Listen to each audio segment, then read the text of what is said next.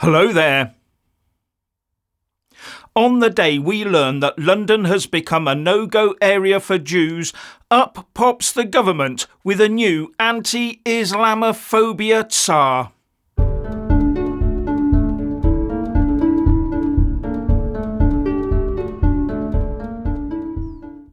Well, it's official. We do have a no-go zone in the UK.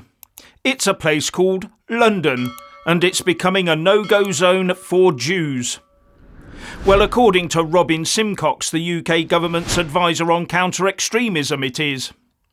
He's written a piece for The Telegraph talking about the frequent pro-Palestine marches turning London into a no-go area for Jews, and that extremist groups have been left to do their own thing unchallenged for too long.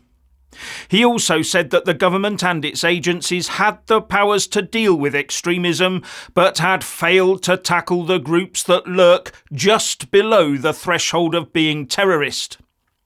And the rebuttal from the powers that be has been a resounding, screeching silence. But why the silence? Something I'll come on to in a moment. A silence that does nothing to address the intimidation of Jews, shopkeepers, ordinary citizens, councils and even MPs. So the capital city of the UK has fallen so low as to be a hotbed of anti-Semitism. So I'm assuming that our esteemed London Mayor, Sadiq Khan, is full of outrage and putting in sweeping changes to address this appalling situation. Surely he shouted from atop the London Eye that London is not anti-Semitic and apologised to the Jewish community. But I checked his Twitter feed, @Sadiq Khan, and couldn't find any rebuttal. Maybe I didn't scroll down far enough or something. But I did find a tweet saying, "Ramadan Lights have returned to light up the West End. It was an honour to be part of the switch on again this year. This dazzling display sends a clear message to the world. London is for everyone, and we celebrate our diversity." London is for everyone. Has he missed out someone or some group or something somewhere? And Google didn't throw up anything either. Maybe they missed it too. Or maybe Khan subscribes to the view of least said, soonest mended. Or maybe it's something worse. But Google did show a story from yesterday claiming that the mayor took 5,000 quid from restaurant bosses who were later fined for hiring illegal workers. And also one about Khan having to suspend a low-traffic neighbourhood scheme because of the problems it was causing. Ah well, can't get everything right, can we? But remember, as London Mayor, Khan is the Police and Crime Commissioner for the Metropolitan Police. So why has he not already publicly apologised to the now terrified Jewish community in London? And if he has, why isn't it headline news? In fact, it should be headline news that it isn't headline news, shouldn't it? And I do have to wonder why this hasn't been addressed by the UK government's independent advisor on anti-Semitism, Lord Mann. Maybe it's because the government is thinking of sacking him. Yes, LBC reports that the government is stalling on reappointing him and might replace him in July. And Lee Harpin, the political editor of Jewish News, said he was surprised and concerned by the news. Some of the work Lord Mann has done over the past 5 years during very turbulent years for the Jewish community has been pivotal. It wouldn't surprise me to find out they're going to scrap the role, because at this rate, all the Jews will have left the country by July. But why all this political silence? Could it be that they're all fully aware of this terrible situation, but have absolutely no answers? That they know the only real answer is to do the unthinkable for them, to shut down the marches. But they're too scared to do that, so they duck out by letting it rumble on, and if it affects a few Jews, they seem to care not one jot.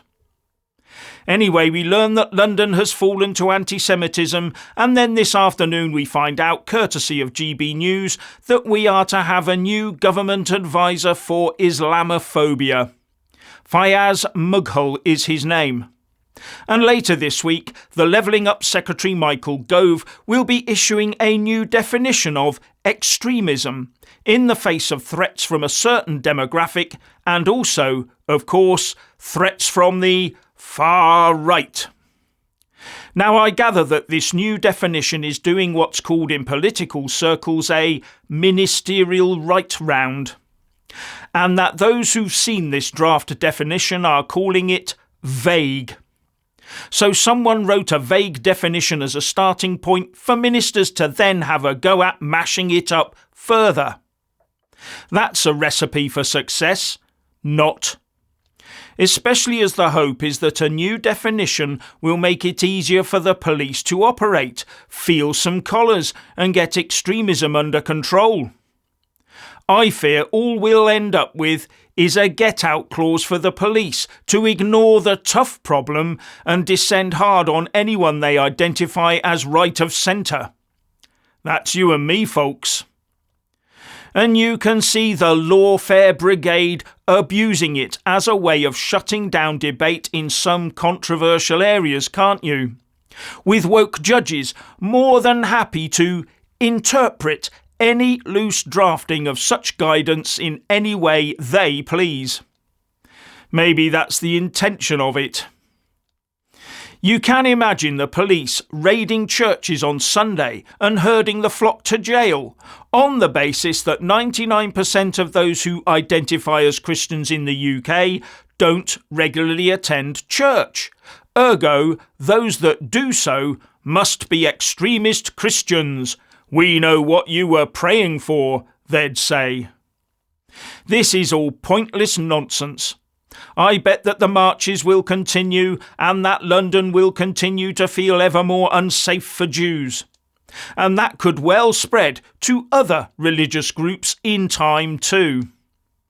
But of course the Archbishop of Canterbury will have something to say on this matter, won't he? Well, sorry, but I can't find anything on the web. Maybe I'm just not looking in the right places. And you'd think Keir Starmer would be all over Twitter supporting the Jews here.